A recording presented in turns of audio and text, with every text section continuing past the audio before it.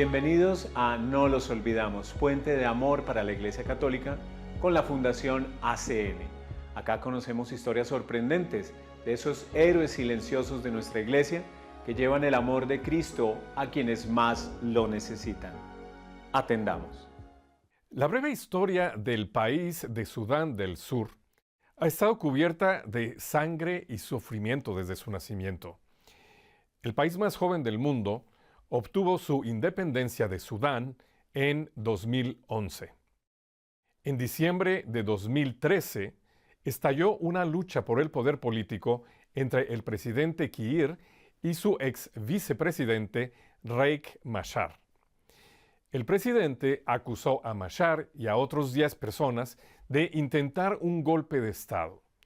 Así estallaron los combates que detonaron la guerra civil de Sudán del Sur. Este conflicto ha generado más de 2 millones de refugiados de una población de 15 millones. Y para hablarnos más sobre la realidad actual en Sudán del Sur, tengo el gran privilegio de darle la bienvenida a Kinga Poschinger, jefa del Departamento para África de la Fundación Pontificia Ayuda a la Iglesia Necesitada. Kinga, bienvenida a nuestro programa. Hola, muchas gracias. Qué bueno que estás con nosotros una vez más, ya hemos tenido la oportunidad de hablar contigo. Kinga, ¿cuándo fue la última vez que estuviste en Sudán del Sur? Esto fue hace algunos meses, y visité el país por primera vez. Y ahora dentro de poco quiero visitarlo una segunda vez para cubrir la segunda parte del país, porque es un país bastante grande y en un viaje obviamente no se puede visitar todas las diócesis. Ahora, muy brevemente traté de explicar un poco el conflicto que se vive en el país, pero obviamente hay muchos factores ahí involucrados, pero hoy en día, ¿cuál es la realidad de este conflicto armado? ¿Sigue? ¿Ya terminó? ¿Cuáles son las condiciones de paz? Sí, bueno, el conflicto de la guerra civil estalló en el 2013 hasta el 2018, donde firmaron un agreement, como dicen, con un gobierno transicional, diciendo que luego en el 2022 tendría que haber elecciones nacionales, que luego se pusieron en 2023 y ahora han anunciado que en diciembre del 2024 quieren tener esas elecciones. Todo el mundo lleno de esperanza de tener elecciones, pero también hay que ver un poco la realidad, que la estructura para tener elecciones, es decir, ya nada más el registro de las personas que pueden ir a votar, todavía no existe. Es muy difícil, sí. Kinga, ¿por qué, o más bien, la idea es que Sudán del Sur se separa de Sudán principalmente por una persecución y discriminación por parte de la mayoría musulmana hacia la minoría cristiana? ¿Podemos decir que la mayoría de la población de Sudán del Sur son cristianos? Sí, hoy en día, justo porque se separaron, la mayoría son cristianos. Entonces, desgraciadamente, esta es una guerra fratricida entre cristianos luchando por el poder de este nuevo país. Sí, efectivamente, porque son diferentes tribus cristianas que luchan contra ellos mismos. Ahora, en alguna otra ocasión te he oído una expresión en la que explicas lo intenso que son los lazos tribales. Sí, uno de los sacerdotes me ha dicho, es que Kinga, sabes, nuestro problema es que la sangre es más fuerte que el agua del bautizo. Lo que son los vínculos tribales. Sí, efectivamente. Importan más que propiamente su fe. Sí. Y esto se manifiesta en las condiciones de vida en el país, evidentemente. Sí, porque buscar la ventaja para su propia tribu cuenta más de buscar la ventaja general. Y así empiezan las luchas de unos contra otros. Y mientras no haya paz, evidentemente no va a haber desarrollo. ¿Cuál es la situación económica en general del país? Porque evidentemente sabemos que es un país pobre, pero descríbenos la pobreza. ¿De qué tipo de pobreza estamos hablando en Sudán del Sur? Pues a causa de esa guerra civil, por ejemplo, muchísima infraestructura ha sido derrotada. Esto quiere decir calles, pero también muchas escuelas, con lo cual obviamente los niños durante muchísimos años, hay niños que durante 10 años no han ido a la escuela, no por la pandemia, sino anterior, porque no existían escuelas. Con lo cual, si los niños no están formados, no están educados, ¿cómo van a poder luego subir o alzar una nación si ellos no saben ni leer ni escribir? Luego, también muchísimos hospitales, otros edificios que podrían ser de desarrollo económico, todo ha quedado destruido. Y eso también hace que tienen que empezar desde cero. Pero ciertamente lo primero es alcanzar una estabilidad política para de ahí despegar hacia un nuevo desarrollo. Sí, y eso es un equilibrio que es un equilibrio muy frágil, porque todavía hay una tensión enorme entre las diferentes tribus, y cuando no se consigue la paz o un equilibrio político, entonces no pueden seguir adelante porque siempre están mirando hacia sí mismo y hacia cómo calmar la situación.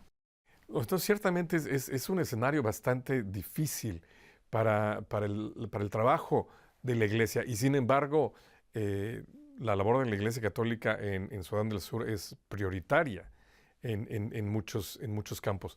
Vamos a hablar de uno por uno. Empecemos, por ejemplo, con educación. ¿Qué está haciendo la Iglesia en cuanto a educación en Sudán del Sur? Sí, como lo he mencionado ya, muchísimas escuelas fueron destruidas durante la guerra civil.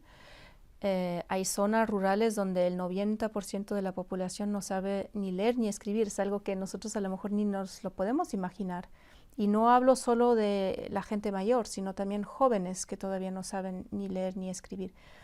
Y la Iglesia es uno de los que promueve la educación. Entonces ellos intentan construir escuelas, poner a profesores, a maestros, muchas veces son religiosas, de vez en cuando también sacerdotes, que ellos enseñan y educan a los niños en los pueblos, pero también a los adultos. ¿Qué hay en cuanto a servicios de salud? Ahí también hay que decir que desgraciadamente el gobierno no logra poner los hospitales o lo que ellos les llaman Health Care Center, que son como unos centros más pequeños, que no es un hospital, pero por lo menos con una atención, una clínica. Efectivamente, el gobierno no logra hacerlo. Entonces, otra vez es la Iglesia que tiene que tomar un poco el rol de lo que en nuestros países, a lo mejor en Europa o en Estados Unidos, hace el gobierno. La Iglesia tiene que hacerlo. Y entonces ahí abren clínicas con enfermeras que muchas veces son religiosas, o incluso también hospitales en los centros más grandes. Kinga, una familia promedio en Sudán del Sur, ¿come 3 veces al día? Desgraciadamente creo que no, porque todavía sigue siendo un país muy, muy pobre, que también depende mucho de la lluvia o de la sequía. El año pasado hubo demasiada lluvia, con lo cual los campos quedaron bajo el agua y, claro, las cosechas... Se perdieron las cosechas. Exactamente. ¿Hay hambre? ¿Hay hambruna en Sudán del Sur? Sí, hay partes donde hay hambre. Y dentro de todo esto, pues la Iglesia trata de hacer lo mejor que puede, pero la prioridad de la Iglesia ciertamente es la atención pastoral. Entonces, cuéntanos un poco de cómo balancea la Iglesia esta labor de sí, atender a las necesidades humanas, pero también atender el alma, atender todas esas necesidades espirituales. Sí, yo creo que eso es muy difícil porque la gente cuando tiene problemas, y ahí tienen muchos problemas, siempre van hacia la Iglesia a preguntar por qué tienen hambre, por qué tienen sed, por qué necesitan una clínica, porque necesitan una escuela. Y el sacerdote o el obispo siempre intenta de ayudar. Entonces yo creo que la primera o la cosa más importante para la Iglesia, para los sacerdotes y sobre todo para los obispos o los superiores, es también cuidar de su propia gente, es decir, ayudarle a sus sacerdotes, a las religiosas, que ellos mismos tengan fuerza para luego poder ayudar a los otros. Con lo cual, por ejemplo, los ejercicios espirituales son fundamentales, porque si un sacerdote no recibe, no puede dar. Y como bien lo has dicho, ellos tienen que dar por una parte ayuda material, de educación, de salud, pero sobre todo también tienen que ver que le den ese pan espiritual a la gente, ¿no? Y para eso ellos tienen que recibir, si no, no pueden dar. Ahora, muchos de ellos, Kinga, digámoslo tal como es, o sea, muchos sacerdotes y muchas religiosas, ellos han sido víctimas de la violencia y ellos mismos tienen, vamos a llamarlo así, traumas psicológicos, trauma de posguerra. ¿Qué hace la Iglesia para atender a sus propios miembros? Sí, yo creo que la primera cosa es, o lo más importante, es ser consciente. Y una vez que porque ahora es la fase donde se están haciendo conscientes, ¿no? Antes estaban en el conflicto, en un conflicto abierto, y ahí sí que hay que intentar apagar los fuegos. Ahora que ya se pueden concientizar de qué son los problemas y que hay sacerdotes que han pasado por esa guerra y por eso están traumatizados, hay que ver cómo se les puede ayudar mejor. Y ahí hay como dos caminos. Uno es de veras formar a un sacerdote o a una religiosa durante 2 años en una formación muy profunda en psicoespiritualidad, que normalmente los forman en Kenia, en un instituto especial.